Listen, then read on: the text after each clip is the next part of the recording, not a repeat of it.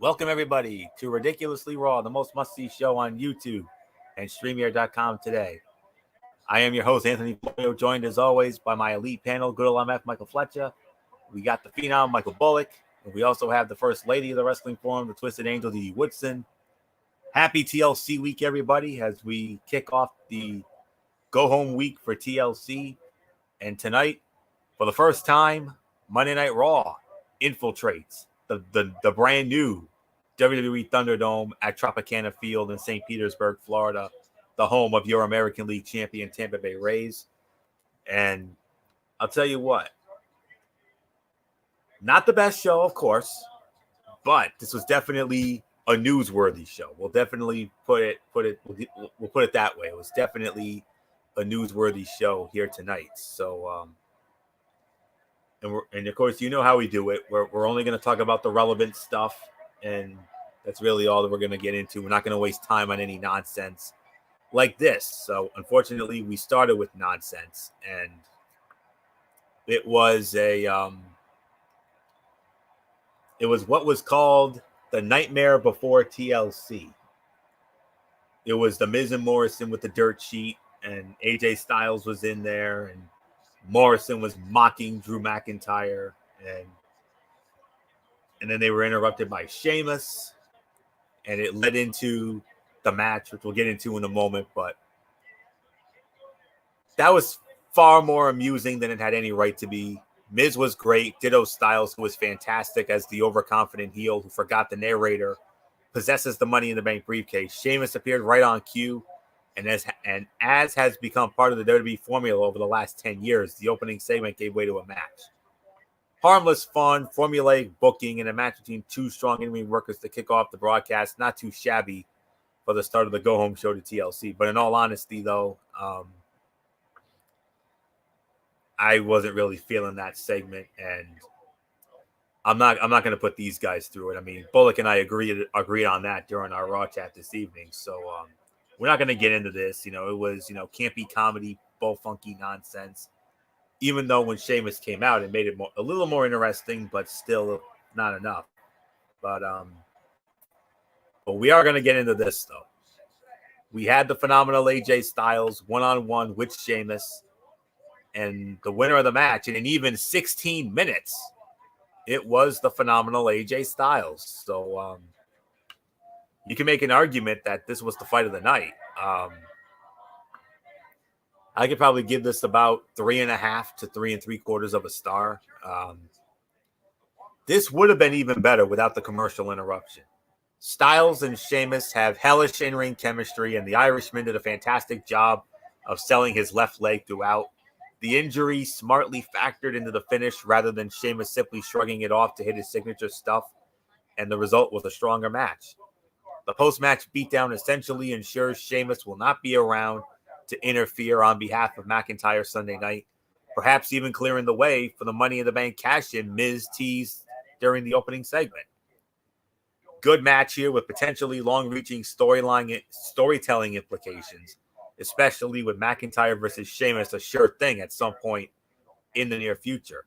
After all, where was the WWE champion to help his quote-unquote best friend there? So, but you can make an argument, though, fight of the night, 3.5 to 3 3/4 of a star. No question about that. So, MF, come on in. Don't worry about the segment. The segment was blah. But the match between AJ Styles and Sheamus, though, very good match. Fight of the night. You could easily call it fight of the night. I totally agree with you, Anthony. This was a solid match. 3.5 stars for me as well. This was what Monday Night Raw needs.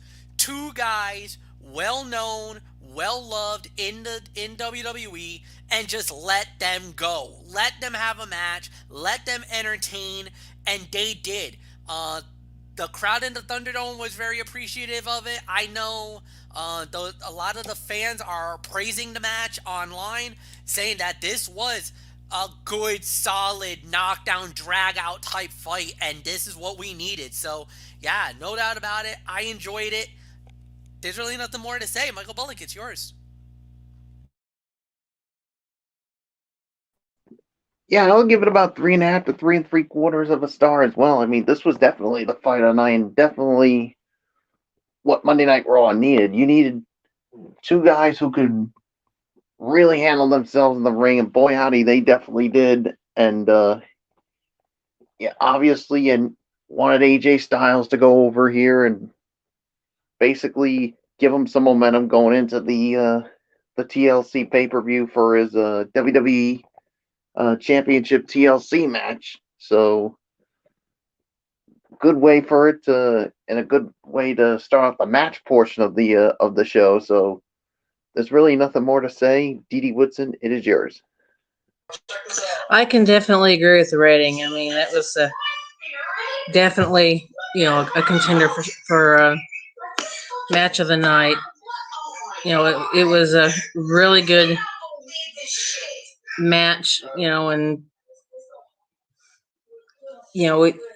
it definitely, kind of built the storyline that we have going on here between, these, well, if you count AJ's companion, these four men, and then you throw in Miz and Morrison, and you have six guys. So this kind of added on to that storyline there. So yeah, I mean, this was a good match. I'm not going to say too much more about it. So it's yours, Florio.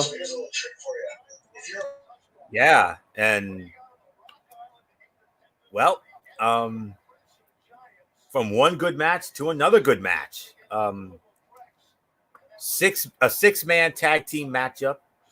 We had representing the Hurt Business, the United States Heavyweight Champion Bobby Lashley, Cedric Alexander, and Shelton Benjamin, squaring off against the Raw Tag Team Champions, Kofi Kingston and Xavier Woods of the New Day, and Jeff Hardy. By the way, MVP was in the Hurt Business's corner. Riddle was in the corner of New Day and Jeff Hardy. But it was the heel team, the Hurt Business. They win the match 15 minutes and 50 seconds. MF, what's going on here? Back-to-back quality matches after that Dud segment? What's going on here? Well, the thing is that I think what it is that Vince McMahon has put the feet to the fire on the writers.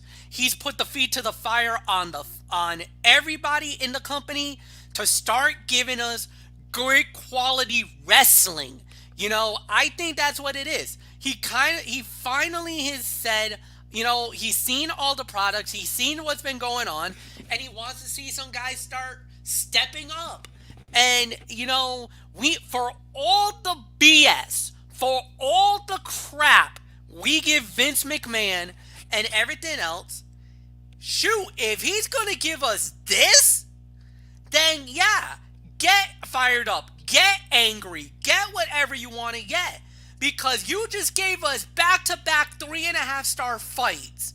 And that's something that we can't talk about very often about Monday Night Raw anymore, is quality matches. It's like you lost that. And now you've given us something special. 2 great matches. I'm not gonna hate it. This was good. This was just as good. I liked it. Mike Bullock, is yours. Oh, what did you get for the rating, Fletch? 3.5 stars. All right, yeah, I'm in the same range too, 3.5 stars. Yeah, I mean, we get back-to-back good matches here after that dud segment. I mean, I'll take that. And like what Fletch basically just said, I mean, Vince finally took it to the writers and said we need some good matches, and we got back-to-back good ones here, and none better than what we saw with the 6 men that we had in the ring here. So yeah, I mean, there's really nothing more to say. So Dee Woodson, it's yours. I definitely agree with the rating. I mean, this was a very well done six-man tag. They brought it and more, and of course, this also storyline building. We're getting in the New Day and the Hurt Business for the tag matches, and everything. So I mean, this is really good. good building up here. Good building of starting this. I guess you could say it's starting the storyline with Riddle and the Hurt Business as well. So, yeah, there's not a lot more I'm going to add. I mean, it's definitely 3.5 stars. So, great match. Cheers, Florio. Yeah, very pleased with how this turned out.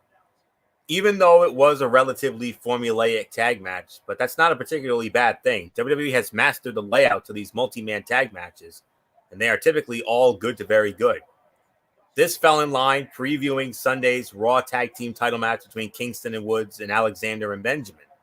It played up Kofi's knee injury, which he has nursed in consecutive weeks, as a potential weakness heading into the show, but most importantly, it continued to present Cedric Alexander as a breakout star of the heel faction. The former Cruiserweight champion was on here, doing the little things like arrogantly tagging himself in despite Lashley having full control of the bout. He interfered to set up Lashley's win and is really seizing the spotlight this push has afforded him and making the absolute most of it. It was interesting to see Jeff Hardy take the fall, as it no longer appears as though a date with Lashley over the U.S. title is in the works. Rather, a partnership with Riddle as the Hardy Bros figures to keep him occupied for the foreseeable future. So we'll have to wait and see on that. But, another 3.5 star match. But I think the Sheamus and AJ match was just a smidgen better, if I'm going to be honest with you. So not much more here. Now it's back to reality. So we got a lot of cutouts here. Nia Jax against Lana. And I am not kidding you when I say this. Lana actually wins the match via a pinfall in 1 minute and 45 seconds. But then all hell breaks loose. Nia Jax, being the bully that we all know she is, her and Shayna, they hurt Lana. They hurt her bad, and they hurt her so bad, Lana is out of that women's tag team title match Sunday night at TLC. She's out. So Asuka's got to find herself a new partner. We'll address that elephant in the room in just a short. But that was the payoff to the last 3 months of TV wasted on a meaningless episode of Raw before a tag team title match no one asked for. Lana shaking off all preconceived notions to upset Jax was the money match, and in typical WWE fashion, it overbooked the story, horribly timed the payoff, and will limp into TLC for a match that will only serve to overexposure the program further than it already has been. WWE's infatuation with wrapping the entire Raw Women's division up in this storyline is still mind-blowingly short-sighted, but at this point, there's no going back. It will not result in Lana getting over to the extent management had hoped, if only because management overthought the whole thing from the beginning. It is unfortunate, really, because the potential was there for Lana to finally get over as a lovable underdog babyface, but, it is what it is. Then we had Elias. And this is why, Florio, I said Nia Jax is a danger to the entire women's division. I mean, I understand you're trying to have her as a heel, but sometimes I think. But this is what's the right way to say it? Here's the thing, Bullock. I know where you're going. I know what you want to say, but I disagree with you on this. I wholeheartedly disagree with you on this. This is actually a storyline injury. This is not a legit. This is a storyline injury. So this is a lot different from what happened to Mandy Rose or what happened to Dana Brooke. Those were legit. Those we could definitely yell at Nia Jax. This was just her being a bully, trying to do what she does, and not only that, it wasn't just her, but you also got to talk about Shayna Baszler. She was also responsible here. So we can't just say that Nia was the main culprit. But Shayna Baszler also should get thrown some heat on this as well. But it's going to be interesting to see what Asuka does at the end of it. But for me, there's really nothing more to add.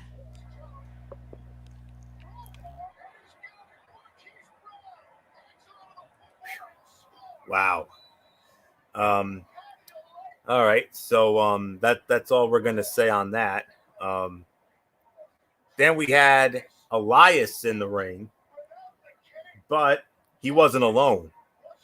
look who's back in WWE after getting so much nuclear heat over a tweet he posted back in the summer or so.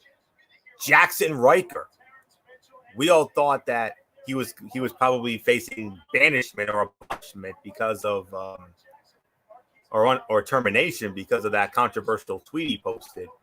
And no, Jackson Riker is going to serve as Elias's heavy, I guess. So very interesting.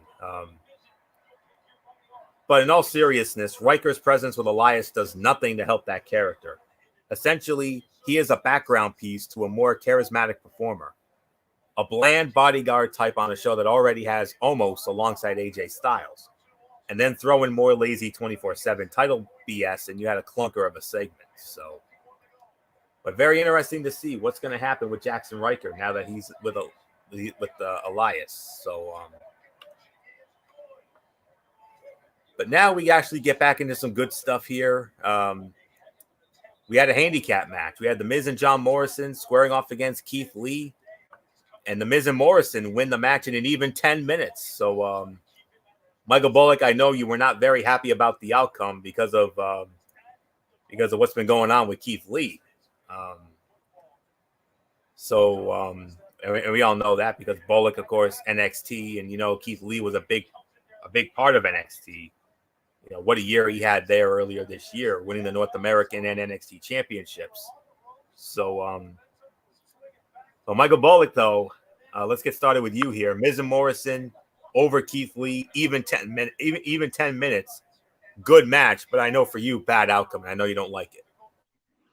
Yeah, it was a good match, no doubt about it. I'll give it about maybe somewhere between. I'll give it 2.5. I mean, it was a good match, but yeah, I mean, I've heard some things about Keith Lee, and of course, hearing him going back to the Performance Center to basically do some work, and if this is McMahon's way of burying Keith Lee, like he's done with so many other NXT talent, I'm sorry, but I'm crying foul unless somebody like either Fletch or Florio have the lowdown that I probably don't even know about. But anywho, as of right now, I'm crying foul over. No, you got every right to cry foul. I get it. I'm hearing rumors is the reason why is that they want to develop him more because he's about to get a monster push. Otis is about to get a monster push. So I'm thinking is they're just trying to refine their work. Something McMahon doesn't like. I don't know what it is. I can't put my finger on it. I don't know if it's promo. I don't know if it's in ring. But whatever the case may be, there's something there and they're not happy about it. But to me, I don't get it. Keith Lee was a double champion. He was one of the best guys on NXT. I don't think he needs the work, but it is what it is. Yeah, and here's the other thing. He got some praise from Roman Reigns when he came to the Survivor Series last year. If that's not proof of how good and how special a talent he is, then what is it? I just don't get it right now. I feel like I want to go off the edge here, but I'm not going to do that. So, Didi Woodson, it's yours. I don't get it.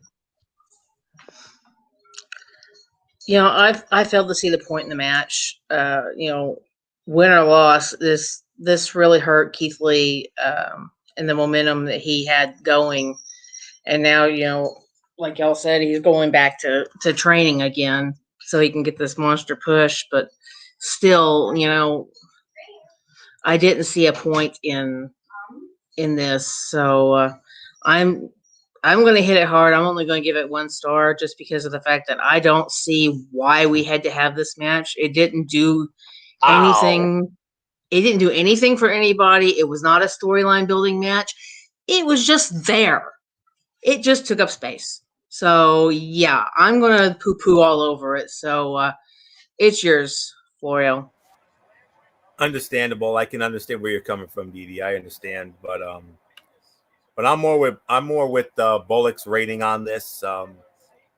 I'm gonna give it about two. I'm gonna give it about 2.5 to 3 on the match rating. The match was fine, but I'm actually gonna agree with DD's sentiments here. Remember that time Keith Lee jumped to the main roster and spent weeks working with Drew McIntyre and Randy Orton as the next big thing in WWE? Pepperidge Farm remembers. WWE Creative does not.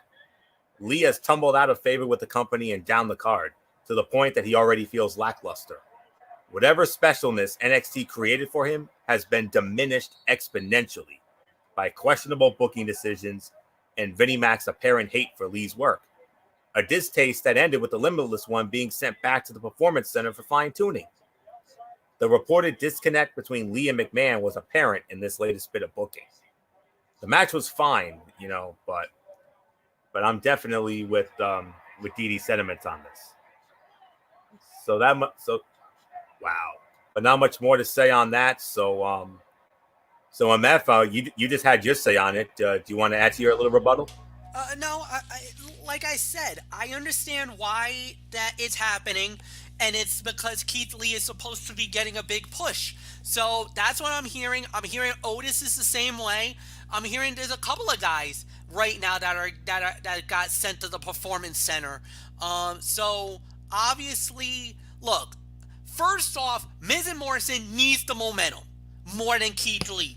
And the reason why is Miz is Mr. Money in the Bank. Miz could cash in on Sunday night. This is a great opportunity for him. For Morrison, obviously, fine, whatever. He's there. He'll probably be the beneficiary of it as well. So, and Keith Lee right now is on his way to the Performance Center, where he's going to be probably working a couple of times a week just to refine, just to get better. All right. I get where the anger is, because a lot of people are like, but Keith Lee doesn't need it. Keith Lee is a guy who doesn't need any fine-tuning, any, whatever you want to call it. But, at the end of the day, look, I feel like this guy is going to be the future of the company. There's no doubt about it in my mind. So for me, I'm all good with it. We're just going to have to wait and see how it plays out. Anthony, it's yours. As far as the match goes, 2.5 stars. Fair enough. So move on here. And then it was the Firefly Funhouse, Bray Wyatt, and he brought his puppet friends into the Thunderdome, and he was doing a lot of funny ha-ha stuff, but then Randy Orton interrupted, and I don't know what to make of that. That was a segment that I know MF would enjoy. That didn't work for me. Without the Firefly Funhouse set, this was just another tired WWE promo segment, and not a particularly good one at that. Wyatt was fine, but there was nothing of any depth to anything that went on, and the result was one of the lesser-inspired promos from the former Universal and WWE champion in recent memory. The idea of hide and seek isn't necessarily the cure for the common segment either. Move on. That's all there is to say on that. Then we had another cutout match. It was Ricochet squaring off against Mace of Retribution. Mace wins the match 3 minutes and 5 seconds. Of course, for those of you who don't know, Mace is former Raw announce team member Dio Madden. And yeah,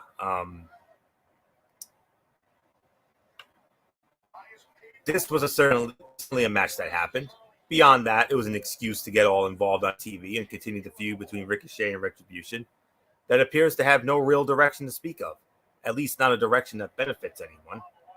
Either Ricochet ultimately gives in and joins the dead-end Retribution faction, or Ali and company lose, which will only expedite their disappearance into obscurity. Either one is an indictment on the writing team and the creative forces that have bungled the usage of both acts. Then we had a women's match, Shayna Baszler against Dana Brooke. Dana Brooke wins by disqualification in 1.5 minutes. But something came out of this. Mandy Rose returned.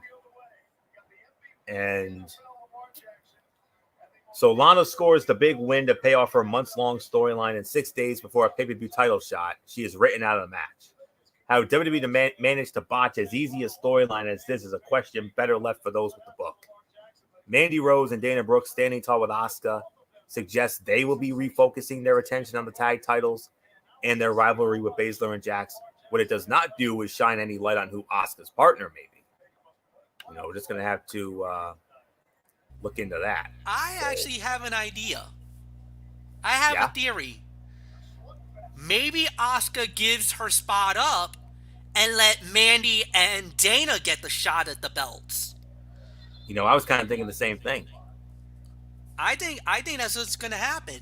I think Asuka, in her crazy gibberish way, and the screaming Japanese that you love. Yes, I do. I think she's gonna give the spot up, and I think she's gonna give it to Dana Brooke and Mandy Rose. And if that happens, I think we're gonna have new tag team champions. I'll go as far to say Mandy and Dana wins the belts on Sunday night. And Raw wins no matter what, because this is Raw. This is in-house business on Monday Night Raw. There's no SmackDown involved here. So we will have the women's tag team titles still on Raw regardless. But I wouldn't mind seeing that myself. I mean, Asuka's already the Raw Women's Champion. She's already had a run with the women's tag team titles, of course, with her dear friend Kairi Sane and all that as part of the Kabuki Warriors. So I would love to see Mandy and Dana get the opportunity. I really would. So we'll see. We'll see. Then we had the Bray Wyatt and Randy Orton stuff, and this is really where it got interesting here. Firefly Funhouse Bray, goes looking for Randy, and then he goes into a room with the old Wyatt family rocking chair. We all remember the rocking chair from the Wyatt family. And then from there, Randy Orton comes in, and he and Bray get into a brawl, and then ultimately Orton gets the best of him. He throws him into a box, pours some gasoline on it, and MF, you know what happens next? Kaboom! Yep. SmackDown Live revisited, wouldn't you say? Oh, yes. But the thing is that here's the thing. You just made a mistake, Orton. Here's the thing. You're thinking you're getting fire. What you just did is you just opened up the Pandora's box and you just got Firefly Funhouse Bray. You might have burned him, but you just unleashed the Fiend. And the Fiend has no fear and no pain. And he did just that. Yep. The fire, yeah, you lit him on fire. We thought that was it. No, the Fiend. He showed up, mandible claw to Randy Orton. I'm gonna open forum this. MF, I think your boy's in big trouble. This is one of those times where if you're Orton, this is not WrestleMania. This is not the fight at WrestleMania. You cannot do the thing that you thought you did the last time. You can't do that. And this is a different Bray Wyatt. This is a more dangerous Bray Wyatt. And this is a mistake that was made by Orton here tonight that could exponentially cost them. It could. We don't know how it'll play out. We're going to wait and see how it comes down. But yeah, absolutely. This was a bad situation, and there's really nothing more to add. So, yeah. It just got interesting. We'll see how it plays out, but it just got very interesting. Indeed. Before I give it to either Bullock or Didi, in case they want to take a turn, let me just say this. Every time Randy Orton thinks he is 1 or 2 steps ahead of Wyatt, the Fiend emerges to knock him down a peg or 6. He has repeatedly proved that the Viper, for all of his history of playing mind games, cannot hang with him. The question is whether or not Orton will manage to utilize Alexa Bliss and the rich history between them against Wyatt in time for Sunday. If not, we could have a one-sided match on our hands at TLC. Either way, there is no denying the cool factor of the Fiend popping out of that fired crate and confronting a stunned Randy Orton. So nothing more to say. Bullock, Didi, you either of you want to take a turn on this? Money.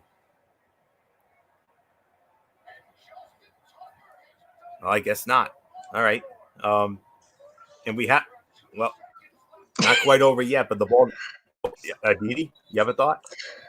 Well, the biggest question I have is, last week they explained, Brace was keeping Alexa away, but she wasn't there this week either. So, if she is his weakness, is he going to keep her away through TLC? Is he going to keep her out of this situation, or is she going to come in, lay a bomb on there, and like she has done several times, where she's basically helped him by taking people out on the outside of the ring? You never know what's going to happen with this. But definitely the mind games have started, and Orton's getting getting bested out of this, because Bray is definitely getting the better of him. So I'm not going to add too much more. So go ahead. All right. So I'm guessing I don't know. Bo, did you want to get into this, or I could just move on?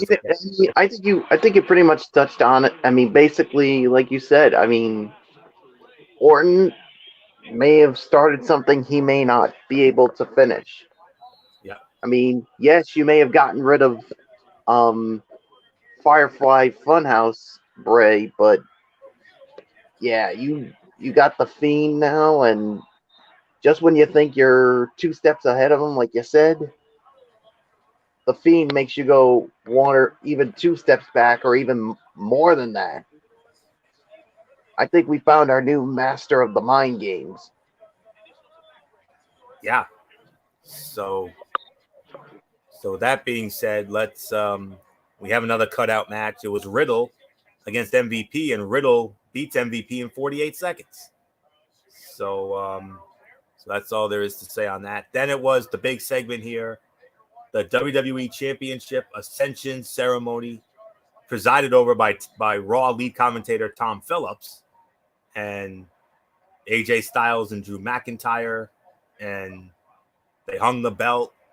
Both men cuts a hell of a promo, and I mean, nothing much to say on this, except this was hands down the segment of the night, and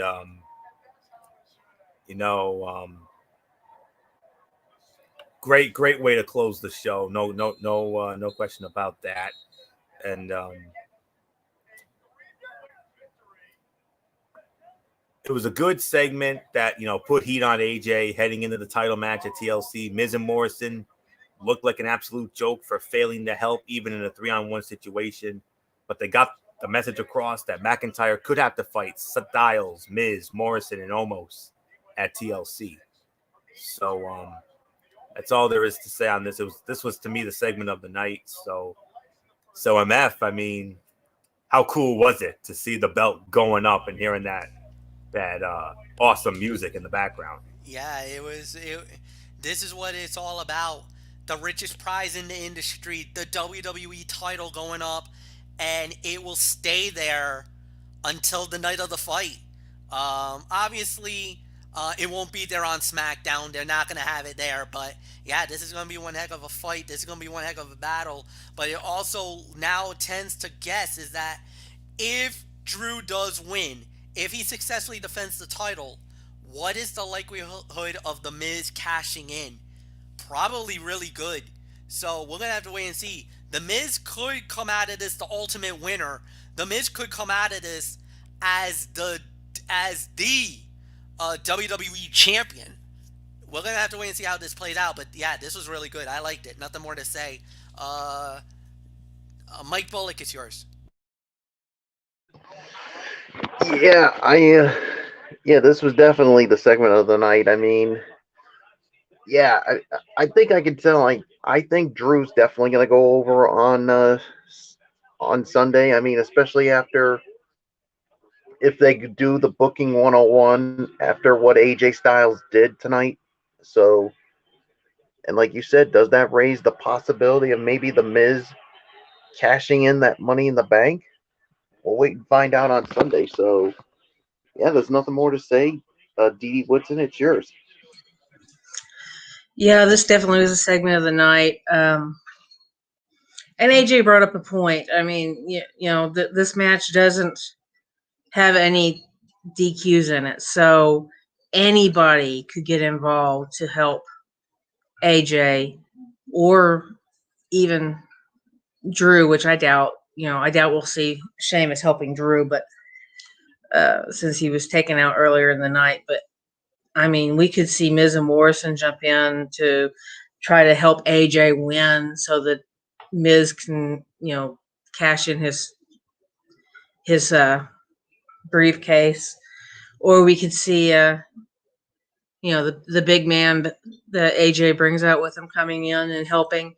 There's no telling what we're going to see happen, because anything can happen in a TLC.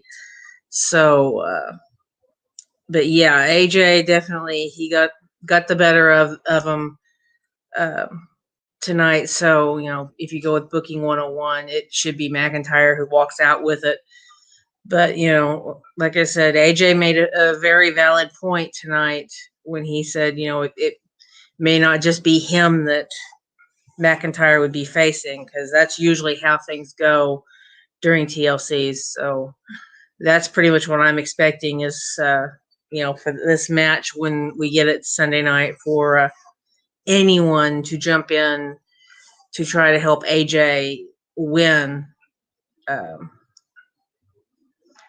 But in the end, more than likely it's going to be McIntyre. I think that's going to retain it. So it's yours, Florio. All right. So let's get into our overall thoughts on this show tonight. Good old MF Michael Fletcher, you started off a little better than last week, but not quite much. But still, I think compared to last week was a dumpster fire. This week, I think was definitely a better show. They filled the time, but I think Raw's still in a bad place. So MF, your thoughts on this go home TLC show? 5.5 to 6. I mean, like you said, a lot better, but still a work in progress. There were some good matches, some good performances, but we'll just have to wait and see what plays out next week. So yeah, but a lot better than what it was last week. So nothing more to say. Bullock, it's yours. Yeah, 5.5 to 6 for me. I mean, this was a little better than that dumpster fire we had last week, but yeah, Raw still got some work to do if they want to continue. They want to be in that right direction. So yeah, there's nothing more to say. Dee Dee Woodson, is yours.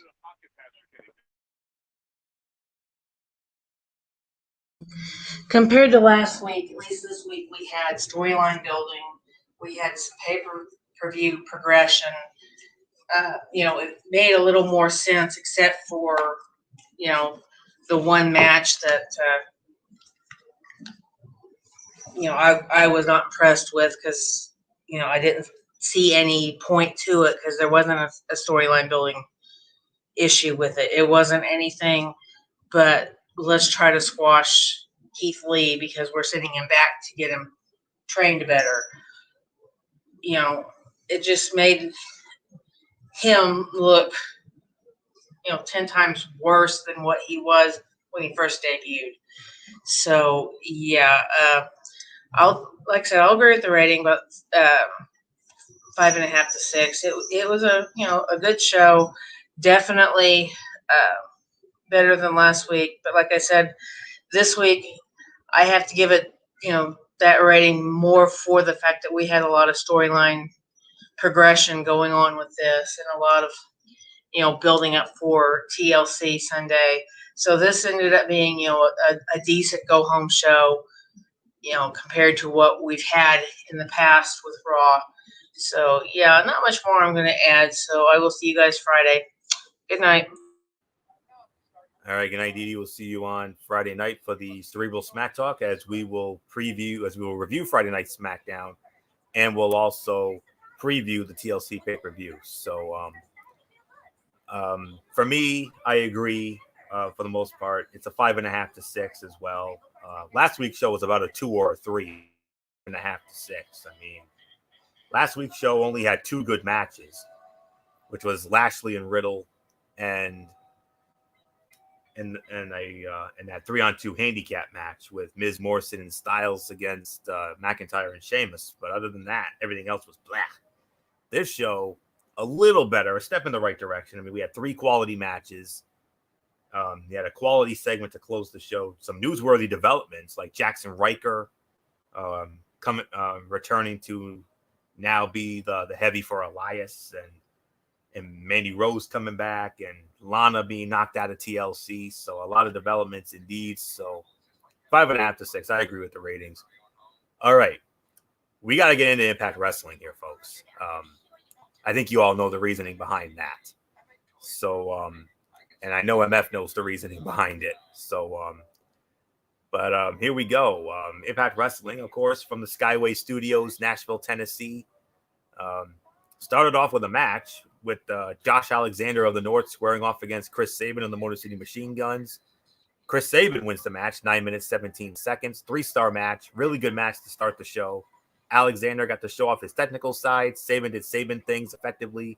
The dissension between the North is starting to build slowly, and that's an intriguing direction with Ethan Page's contract status in question at the end of the year.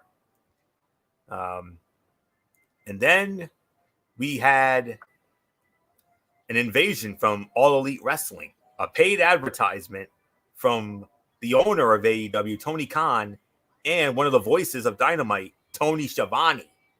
And they ran down the card for what ended up being last Wednesday's edition of AEW Dynamite.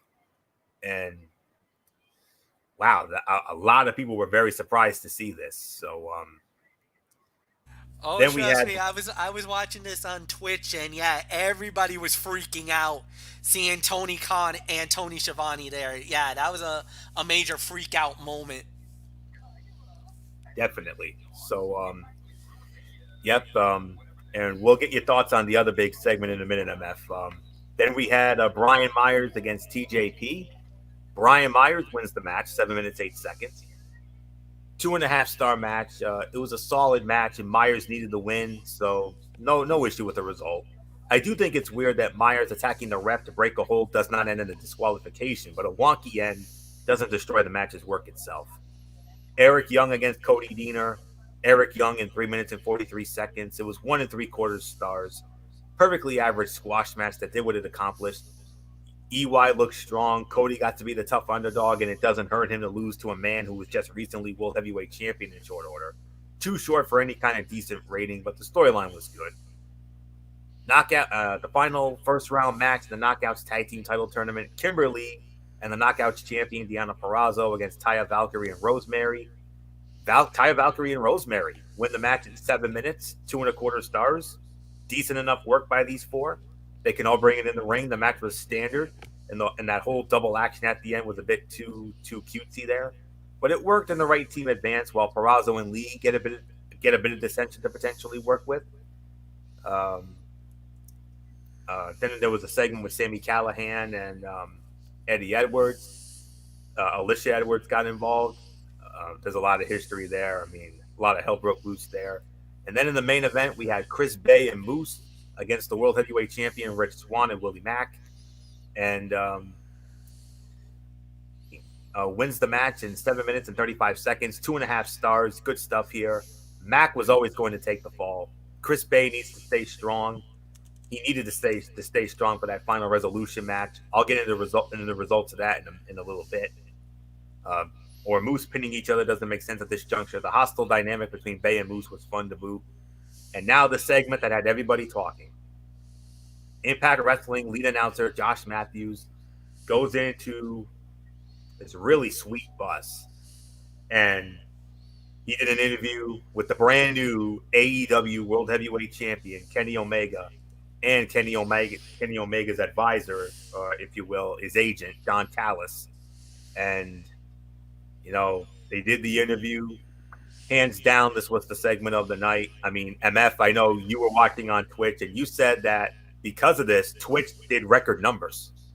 Oh yeah, 52,000 on Twitch.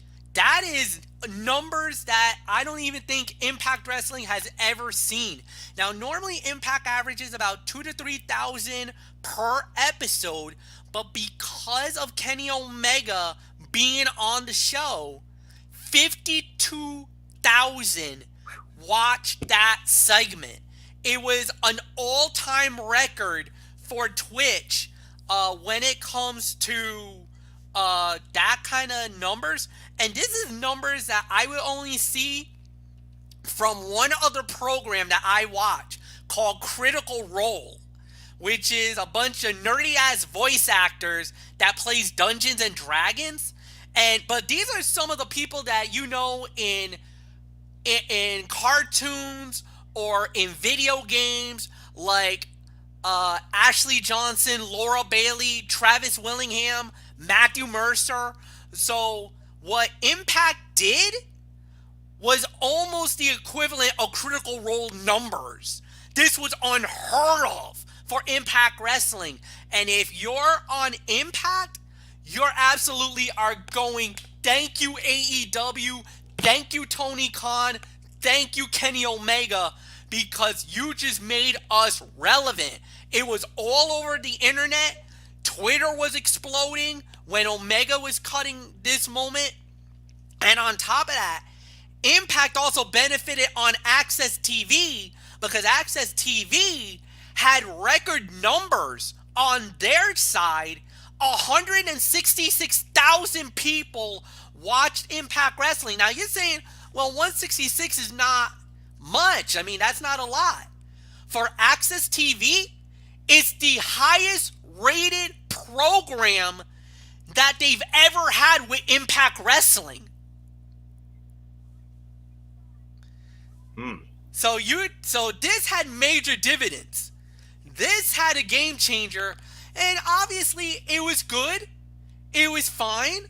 I like it, but I kind of felt like it was left to be desired. We didn't get all of it yet, but they did tease us a little bit more on Impact, and Impact already has announced Kenny Omega will be on the show tomorrow night. Yes, he will. Already confirmed. Yep.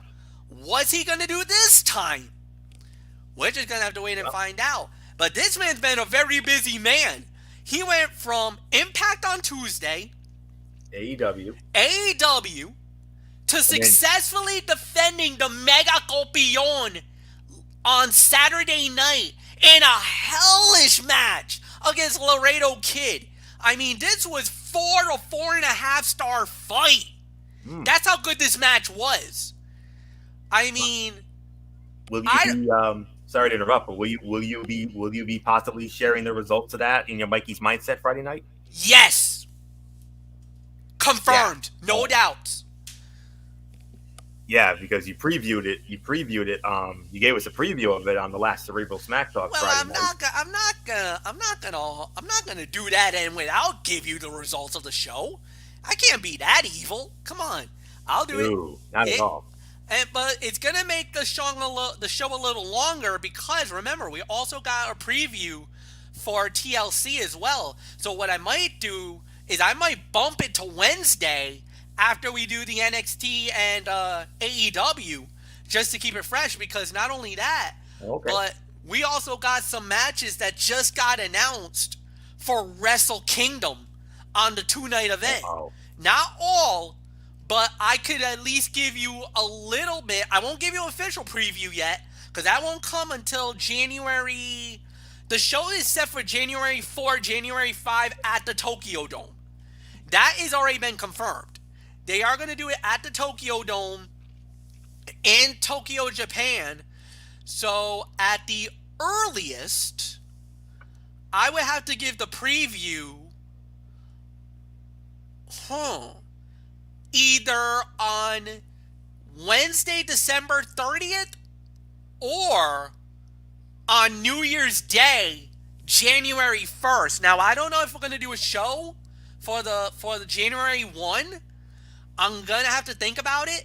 And normally we have to do an end of the year program as well. So I mean, we got a lot to break down within the next week or so. So we got a lot coming up in the next few days. So we're gonna have a lot to think about. So yes, indeed. So we'll keep you posted, guys. We'll keep you posted. That's all I can say. Yeah, definitely on that. So yeah, good information there, MF. And so there you have. Said that he will he'll give us the results of that Triple Mania show on Wednesday night as part of our Wednesday Night Mayhem. So anywho, it was an 8 out of 10. 8 out of 10 for the show. It was a very good show that delivered on what it needed to and kept on its best behavior to potentially entice any new viewers who showed up to stick around for future weeks. And yeah, some good matches, a couple of good matches here and there. And then from there, the big moment with Kenny Omega. So that's definitely huge. And also confirmed Wednesday night on Dynamite, Sting's going to be on the show again Wednesday night. So definitely get into that. So anyways, Saturday night, in addition to the Triple Mania show that MF got into there, Impact Wrestling had another one of their monthly specials that aired on the Impact Plus. It was called Final Resolution. That used to be one of their pay-per-views back in the day. And I happen to have the results of that show. I'm just going to give you the results. There's not going to be any reviews or anything like that because I didn't see the show. I'm not usually interested in the monthly shows, but I will give the results for this. Tommy Dreamer against Larry D of Triple XL. Tommy Dreamer won the match. No rating there. We had the Sea Stars against Jessica Havoc and Nevaeh. Jessica Havoc and Nevaeh win the match 8 minutes and 11 seconds. Intergender mixed tag team match. Tennille Dashwood and Caleb with a K versus Alicia and Eddie Edwards. Tennille Dashwood and Caleb win the match 8 minutes and 50 seconds. Tennille Dashwood getting the fall on Alicia. Sean Hernandez against Falaba. Sean Hernandez wins in 6 minutes and 22 seconds. Eric Young with Big Joe Doring in his corner against Rhino. EY wins the match 10 minutes, 33 seconds. Here comes the history, folks. An X Division Championship match. Rohit Raju defending against Manic. And when all was said and done, the winner of the match in 11 minutes and 18 seconds and the new Impact Wrestling X Division champion, Manic. Unbelievable. And then we had a Knockouts Championship match. Deonna Purrazzo against Rosemary. Deonna Purrazzo successfully defends in 13 minutes and 11 seconds. Carl Anderson, one half of the World Tag Team Champions against Ethan Page. Carl Anderson wins the match 13 minutes and 22 seconds. Evening for the World Heavyweight Championship. Rich Swann defending against Chris Bay. Winner of the match in 20 minutes and 3 seconds, and still the World Heavyweight Champion, Rich Swann. From what I heard, that was the fight of the night. I heard that got rave reviews, and some gave it 4-star ratings. So there you go. So tomorrow night on Impact, you heard it, Kenny Omega. He's going to be on the show. So that's really all there is to say on that. So we'll wait and see how that all goes down, and that's it. So 205 Live, and then we'll put the bow on it. We had Tony Nese and Arya Daivari against the Bollywood Boys.